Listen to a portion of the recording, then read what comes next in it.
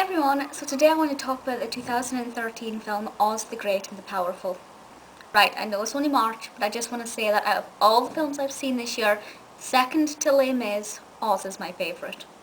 I wasn't actually sure if I was going to like this because while I really love Wicked, I really hate The Wizard of Oz. And it's kind of like a combination of the two in terms of themes and the way certain things are brought about. And I can honestly say that I absolutely loved it. So if you are like me and kind of don't like Wizard of Oz, don't worry, you're still going to really thoroughly enjoy it. So it kind of looks at how the Wizard of Oz came to be the Wizard of Oz, and it starts in a very clever way. It starts in Kansas in 1905, I believe, and it starts out as a black and white film. And we learn about Oz, who is a magician in a carnival, and his name is Oz. And then he gets taken away in a hot air balloon to the city of Oz, where he then realised that he is prophesied to become the Wizard of Oz, even though he's not really a wizard and he has to trick people to thinking he is the wizard to start off with, but his main issue is to kill the wicked witch, the bad witch.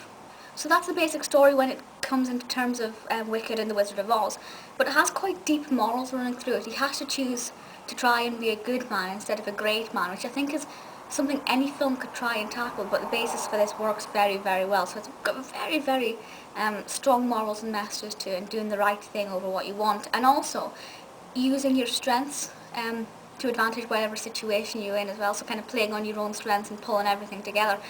So while, I watch Wizard of Oz and I take very few morals away from it, even though there are loads in it, this is kind of in your face, but in a really good way, so it works well as well. So the plot is interesting, but for me it's the kind of the deeper messages within it that makes it quite fantastic. Now normally I'd talk about cast before I talk about the director, but I absolutely have to talk about the directing about this right now. Directed by Sam Raimi, I hope I'm pronouncing that right. And I have never seen a film so fantastically directed in all my life. And that's a big claim to make, because I've seen some really well directed films. The colours are sensational. The vividness of the colours are great as well. There's one particular scene where the flowers are made out of rubies and things, and it's just remarkable. Like the use of water when he's in the hot air balloon, I thought was absolutely beautiful. It was just visually stunning, vast landscapes, beautiful scenery, gorgeous imagery, these special effects, CGI, fantastic quality. The way the witches are shot, I think, works really well in kind of different angles and things. It makes it a little bit creepy at certain times. Honestly, just the directing from start to finish, my jaw was dropped. It's phenomenal, unbelievable. And on a similar exciting note, the music is by Danny Elfman. I didn't know that, but his name popped up in the opening titles, which themselves are really interesting. The opening titles I thought kind of had a Tim Burton feel to them, which was interesting. But his name popped up, and I was like, brilliant. So the soundtrack for this is very interesting, and it helps add to the pace and the emotions of the film. The cast is just as exciting. James Franco plays Oz, and the character of Oz I didn't think I was going to like, but as his character developed, I actually, by the end of it, I thought, yeah, I really like this character. Rachel Weisz is in it, Mila Kunis, and Michelle Williams plays Glinda.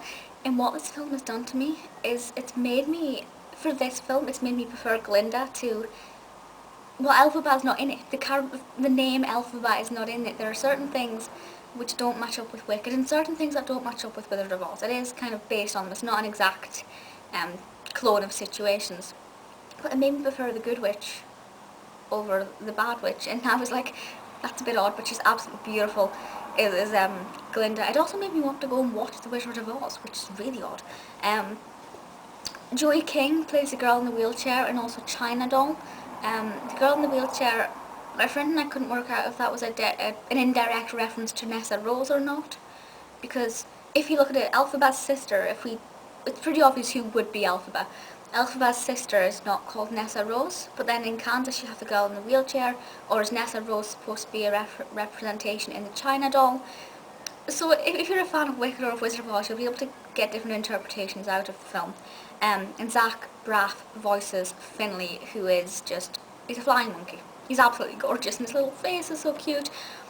Look out, funniest moment in the whole thing, because there are some comedic moments, look out for the bit where Oz tells Finley to make his animal noises. That's all I'm saying. I nearly wet myself laughing. It was absolutely hilarious.